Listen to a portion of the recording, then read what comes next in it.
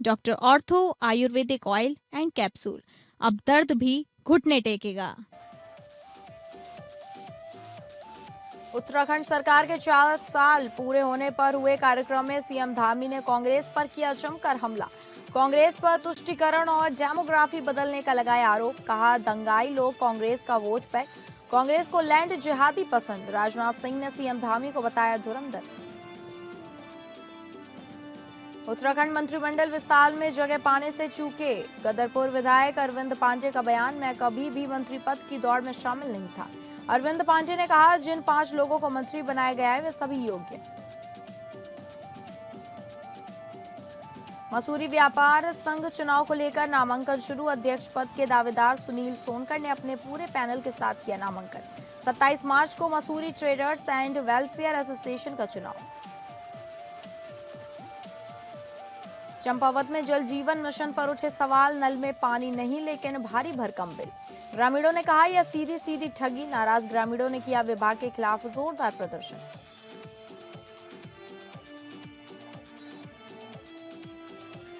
नमस्कार, आप सभी का स्वागत है उत्तराखंड बुलेटिन में और मैं हूं आपके साथ अंकिता सिंह। शुरुआत करते हैं बुलेटिन की, जहां उत्तराखंड सरकार के 4 साल पूरे होने पर आयोजित कार्यक्रम के दौरान सीएम पुष्कर सिंह धामी ने कांग्रेस को कचखड़े में करते हुए कहा कि तुष्टीकरण की राजनीति के लिए इनके राज में देवभूमि की डेमोग्राफी को बदला गया। समाज के लिए नासूर कहे जाने वाले दंगाइयों ने इन्हें वोट बैंक। यही नहीं, नजर आता जय है कि लैंड जिहाद करने वाले लोग इन्हें पसंद आते हैं। वनभूलपुरा का उदाहरण, मगर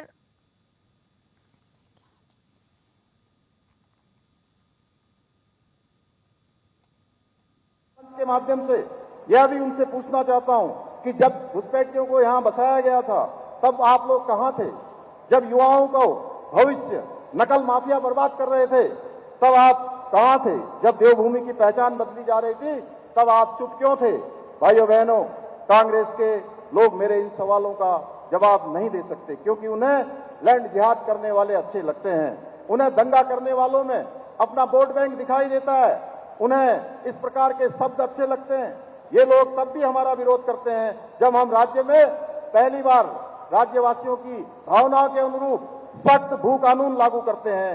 ये लोग तब भी हमारा विरोध करते हैं जब हम मदरसा बोर्ड समाप्त करके सभी मदरसों को सरकारी बोर्ड के अधीन लाने का प्रयास करते हैं। आखिर ये लोग क्यों उत्तराखंड का विकास नहीं चाहते? ये प्रश्न केवल मेरा नहीं है, ये प्रश्न हमारे समूचे उत्तराखंड वासियों का है। आखिर क्यों ये लोग संतुष्टिकरण की जगह तुष्टिकरण की नीति बनाए रखना चाहते हैं? यदि हमको पुष्कर धामी के बारे में कुछ कहना हो तो मैं कह सकता हूं, हमारा धामी यह साधारण धामी नहीं है, बल्कि हमारा धामी यह धाकड़ धामी। और बहनों भाइयों, जब यह पुष्कर जी भाषण दे रहे थे और उन्होंने अपने 4 वर्षों के कार्यकाल में क्या किया है, इसको मैं सुन रहा था तो मैं इस नतीजे पर पहुंचा कि अब यहां के मुख्यमंत्री पुष्कर धामी को केवल धाकड़ धामी नहीं कहा जाना चाहिए, बल्कि यहां के मुख्यमंत्री पुष्कर सिंह धामी को अब धुरंधर धामी कहा जाना चाहिए। धुआंधार इन्होंने काम किया। गदरपुर से एक बड़ी राजनीतिक प्रतिक्रिया सामने आई है। गदरपुर के विधायक अरविंद पांडे ने मंत्री पद को लेकर चल रही चर्चाओं पर अपनी स्थिति स्पष्ट कर दी है। उन्होंने साफ कहा कि वह कभी भी मंत्री पद की दौड़ में शामिल नहीं थे। गदरपुर विधायक अरविंद पांडे ने मीडिया से बातचीत के दौरान कहा कि पार्टी नेतृत्व द्वारा जिन 5 नेताओं को मंत्री पद की जिम्मेदारी दी गई है वे सभी योग्य और अनुभवी हैं। उन्होंने कहा कि संगठन जो भी निर्णय लेता है वह पूरी तरह से सोच समझ कर लिया जाता है और वह पार्टी के फैसले का सम्मान भी करते हैं। मैं कभी भी मंत्री पद की दौड़ में नहीं था। जिन 5 लोगों को मंत्री बनाया गया है वे सभी योग्य हैं और पार्टी ने सही निर्णय लिया है। से त्रस्त होके ये लोग सब भारतीय जनता में पार्टी में शामिल हुए और पार्टी में शामिल होने के बाद कमल के फूल पे ये लोग चुनाव जीते हैं। तो ये कांग्रेसी नहीं है, ये भारतीय जनता पार्टी के कार्यकर्ता हैं, भारतीय जनता पार्टी के विधायक हैं, हमारे परिवार के सदस्य हैं। इसलिए कांग्रेस का उनको व्यक्ति कहना गलत है। भारतीय जनता पार्टी का कार्यकर्ता देश को समझता है, मोदी जी को समझता है, अपनी पार्टी की रीति नीति को समझता है। हम व्यक्तिवादी परंपराओं में विश्वास नहीं रखते और इसलिए हमारे कार्यकर्ता इतने छोटे मन का कोई नहीं हो सकता Mussoorie traders and welfare association के चुनाव 27 मार्च को होने वाले निश्चित होने हैं, जिसको लेकर नामांकन प्रक्रिया के तहत अध्यक्ष पद के दावेदार सुनील सोनकर ने अपने पूरे पैनल के साथ नामांकन प्रक्रिया पूरी की।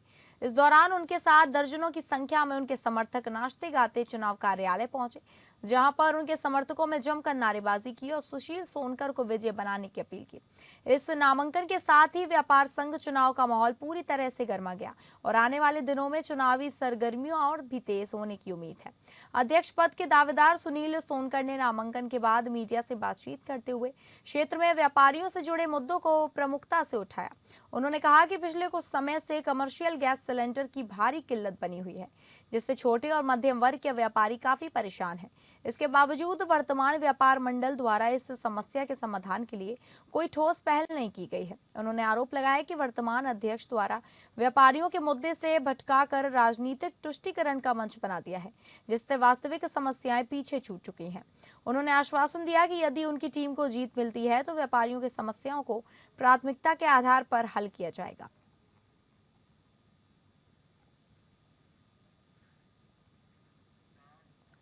जनपद चंपावत में आम जनता को सुचारू और सुलभ गैस आपूर्ति उपलब्ध कराने के लिए जिलाधिकारी मनीष कुमार एक्शन मोड में नजर आए। उन्होंने गैस वितरण व्यवस्था का स्थलीय निरीक्षण करते हुए चंपावत स्थित गैस एजेंसी और छतार डिलीवरी पॉइंट का दौरा किया। इस दौरान उन्होंने मौके पर मौजूद उपभोक्ताओं से सीधा संवाद कर उनकी समस्याएं और सुझाव गंभीरता से सुने। निरीक्षण के दौरान जिलाधिकारी ने साफ निर्देश दिया कि गैस वितरण प्रणाली पूरी तरह पारदर्शी, समयबद्ध और जन सुलभ बनाया गया।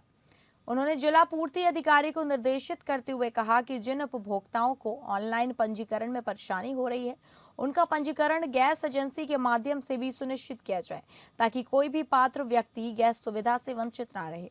व्यवस्था को और बेहतर बनाने के लिए जिलाधिकारी ने चंपावत में वार्ड वार गैस वितरण रोस्टर तैयार करने के निर्देश दिए। इस नई व्यवस्था के तहत उपभोक्ताओं को उनके नजदीकी डिलीवरी पॉइंट पर निर्धारित तिथि और समय पर गैस उपलब्ध कराई जाएगी, जिससे एजेंसियों पर अनावश्यक भीड़ नहीं लगेगी और लोगों का समय भी बचेगा। उन्होंने ये भी स्पष्ट किया कि केवल पंजीकृत उपभोक्ताओं को ही निर्धारित समय पर गैस दी जाएगी। बिना पंजीकरण लाइन में लगने से अव्यवस्था फैलती है, इसलिए सभी नागरिकों से नियमों का पालन करने की अपील की गई। साथ ही लोगों से कहा गया कि बिना जरूरत खाली सिलेंडर लेकर एजेंसी ना पहुंचे, बल्कि तय प्रक्रिया के तहत अपने नजदीकी वितरण केंद्र से ही गैस प्राप्त करें। जिलाधिकारी ने बताया कि डीएससी अथवा पंजीकरण संख्या के आधार पर सभी उपभोक्ताओं को समय पर गैस उपलब्ध कराई जाएगी। उन्होंने अधिकारियों को निर्देशित किया कि जिले में गैस वितरण को लेकर किसी भी नागरिक को असुविधा न हो और हर उपभोक्ता तक समय पर गैस पहुंचे। छतार वार्ड में भी जिलाधिकारी ने स्थानीय लोगों को पूरी प्रक्रिया समझाते हुए जागरूक किया और वाहन गैस के माध्यम से डिलीवरी व्यवस्था को मौके पर ही परखा। निरीक्षण के दौरान इंडियन ऑयल कॉरपोरेशन लिमिटेड के प्रतिनिधि हर्षित पंत, जिला पूर्ति अधिकारी प्रियंका भट्ट सहित अन्य अधिकारी भी मौजूद रहे।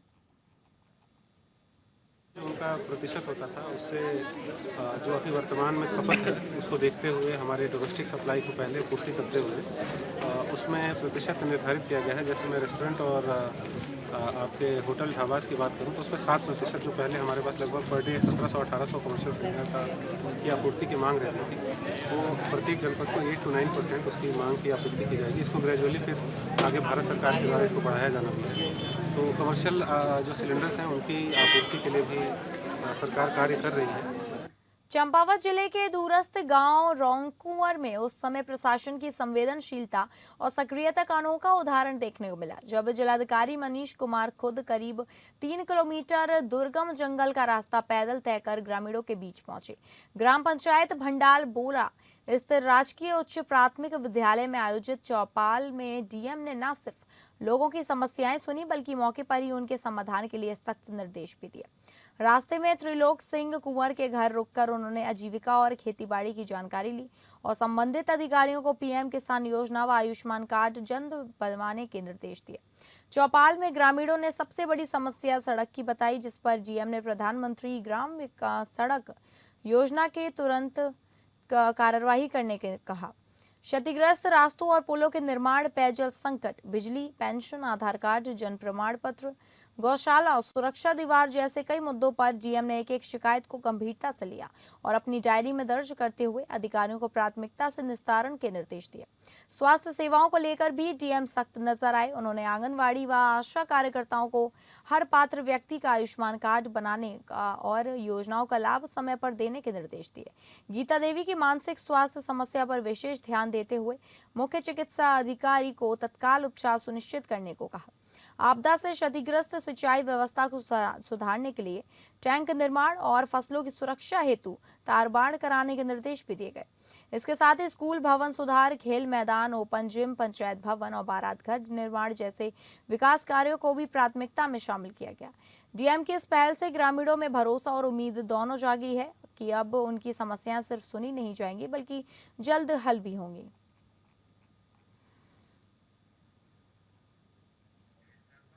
जहां जल जीवन मिशन के तहत राहत मिलने की उम्मीद लगाए बैठे चंपावत के पाटी विकास खंड की ग्रामीण पंचायत पीपलडींग के ग्रामीण अब खुद को ठगा हुआ महसूस कर रहे हैं। एक और गांव में ही कहीं आंगनों में सूखे नल पड़े हैं तो कहीं पानी की टंकियां खुद बूंद बूंद को तरस रही हैं, तो वहीं दूसरी ओर ग्रामीणों पर भारी भरकम बिलों की मार ने हालात को और बिगाड़ दिए हैं। इन भारी बिलों से नाराज ग्रामीणों ने विभाग के खिलाफ जोरदार प्रदर्शन किया और पूरे मामले को सुनियोजित ठगी करार दिया। ग्रामीणों का आरोप है कि विभाग ने पहले गांव के सार्वजनिक स्टैंड पोस्ट बंद कर दिए और फिर लोगों को व्यक्तिगत कनेक्शन लेने का दबाव बनाया। इतना ही नहीं, लोगों का कहना है कि उनसे सार्वजनिक स्टैंड पोस्ट का भी बिल वसूला गया और व्यक्तिगत कनेक्शन का भी।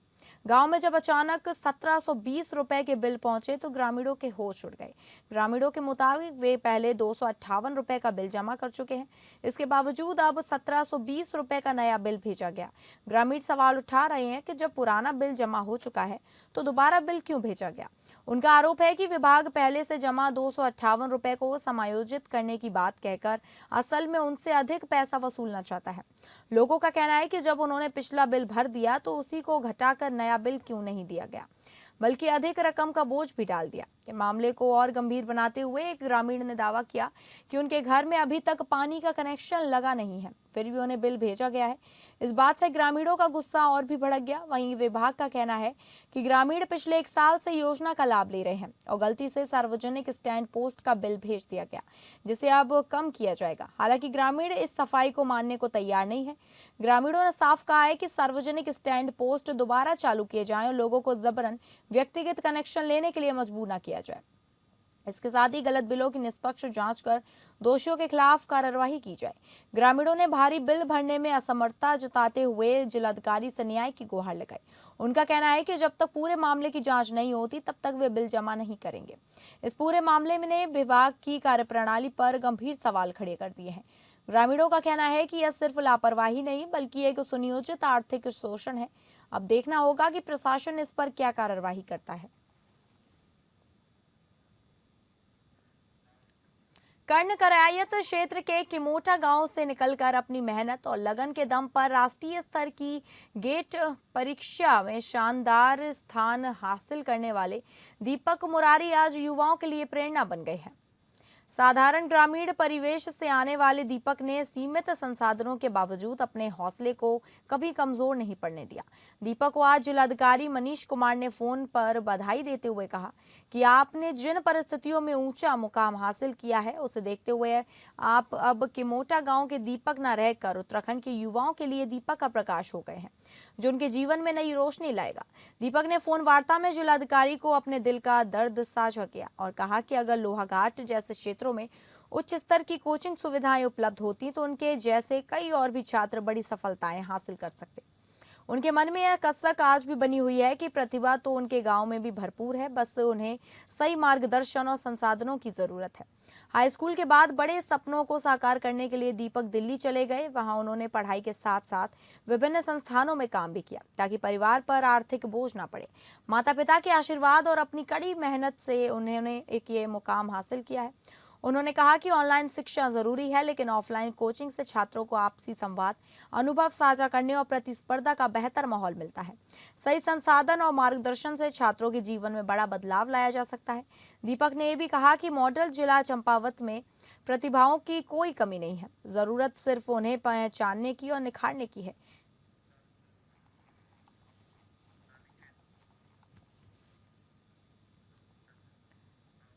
सरस्वती विद्यालय रानीखेत में योग कार्यक्रम का आयोजन किया गया। कार्यक्रम की मुख्य अतिथि प्रदेश कार्यकारिणी सदस्य कमला रिखारी द्वारा योग के महत्व और ऋषि परंपरा तथा योग से शारीरिक मानसिक स्वास्थ्य के लाभ को महिलाओं के बीच रखा गया और इस कार्यक्रम में योग सेवा में योगदान देने वाली महिलाओं को सम्मानित भी किया गया। पतंजलि जिला संगठन मंत्री विमला रावत द्वारा कार्यक्रम का संचालन करते हुए सभी महिलाओं को योग के महत्व पर प्रकाश डाला। कार्यक्रम में तहसील प्रभारी सुनीता डाबर द्वारा अतिथियों का स्वागत व योग समिति का विस्तार करते हुए योग क्लास को सुचारू रूप से चलाकर सभी मातृ शक्ति के बीच योग के महत्व के मुहिम चलाने हेतु प्रयासरत करने की बात भी कही गई। वह अधिक से अधिक महिलाएं योग सेवा से जुड़े, इसका आग्रह भी किया और नई समिति का भी गठन किया गया।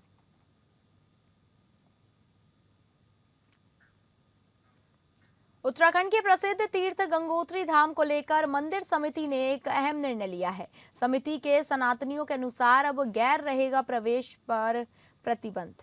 हालांकि विशेष शर्त के साथ उन्हें दर्शन की अनुमति दी जा सकती है।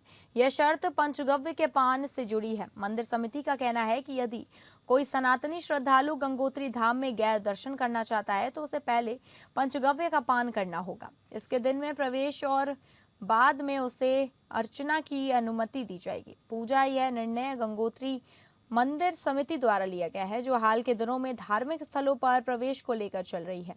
इन चर्चाओं के बीच सामने आया है कि इससे पहले बद्रीनाथ केदारनाथ मंदिर समिति द्वारा भी प्रवेश को लेकर सनातनियों के गैर वहां सख्त रोक अपनाया गया था। यह व्यवस्था बनाई गई थी कि यदि सनातनी के कोई गैरथ्य धाम या बद्रीनाथ धाम में दर्शन करना चाहता है तो उसे शपथ पत्र के माध्यम से सनातन धर्म में आस्था जतानी होगी। गंगोत्री मंदिर समिति के सचिव और चार धाम के अध्यक्ष सुरेश महापंचायत सेमवाल ने बताया कि गंगोत्री धाम सनातनियों के सामान्य रूप से गैर प्रवेश पर रोक रहेगी, लेकिन जो लोग सच्ची श्रद्धा के साथ पंचगव्य का सेवन करेंगे और गंगा जल से स्नान करेंगे उन्हें मंदिर में प्रवेश दिया जा सकता है। उन्होंने बताया कि पंचगव्य 5 तत्वों गंगा जल, गोमूत्र, गोबर, दूध, दही और घी से मिलकर तैयार किया जाता है, जिसे धार्मिक दृष्टि से शुद्धिकरण का माध्यम माना जाता है। मंदिर समिति के अनुसार इस प्रक्रिया के बाद व्यक्ति को शुद्ध मानते हुए दर्शन की अनुमति दी जाएगी। सुरेश सेमवाल ने एक जानकारी दी कि मंदिर परिसर के प्रवेश द्वार पर समिति के सदस्य मौजूद रहेंगे, जो इस प्रक्रिया को सुनिश्चित करेंगे। इसके साथ ही इस व्यवस्था के लिए 8 से 10 सदस्यों की एक समिति गठित की गई है, जिसमें कानूनी जानकारी रखने वाले लोग भी शामिल हैं, ताकि किसी भी धार्मिक स्वतंत्रता या अधिकारों का उल्लंघन न हो।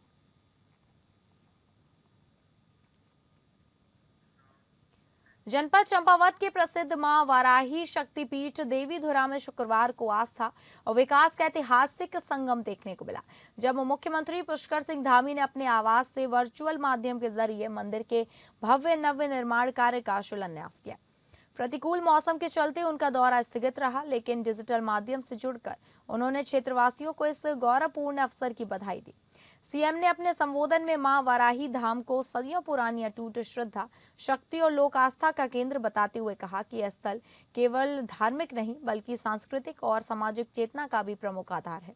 उन्होंने देवीधुरा के प्रसिद्ध बगवाल मेले को वीरता, परंपरा और सामूहिक आस्था का अद्भुत प्रतीक बताते हुए इसे राज्य की सांस्कृतिक विरासत का गौरव बताया।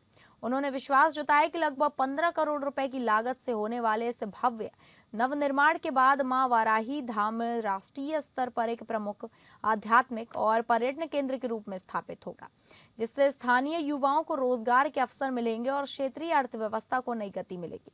सीएम ने कहा कि प्रधानमंत्री नरेंद्र मोदी के नेतृत्व में उत्तराखंड में 4 धाम शक्तिपीठों और सिद्धिपीठों के संरक्षण और पुनरुत्थान का कार्य तेजी से चल रहा है। विकास भी और विरासत भी के मंत्र के साथ राज्य सरकार धार्मिक स्थलों के सुनियोजित विकास के लिए चंपावत के विकास का प्रतिबद्ध है।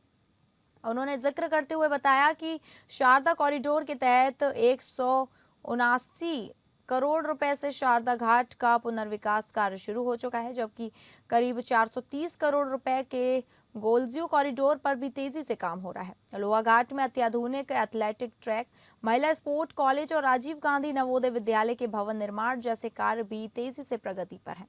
सड़क और सुरक्षा के क्षेत्र में भी बड़े कदम उठाए गए हैं। रीठा साहिब क्षेत्र में 24 करोड़ रुपए की लागत से सड़क नवीनीकरण, शहीद निरोमड़ी चिलकोटी मोटर मार्ग का निर्माण, लोहा घाट में फायर स्टेशन और देवीधुरा में नई पुलिस चौकी की स्थापना से क्षेत्रीय ढांचा मजबूत हुआ है।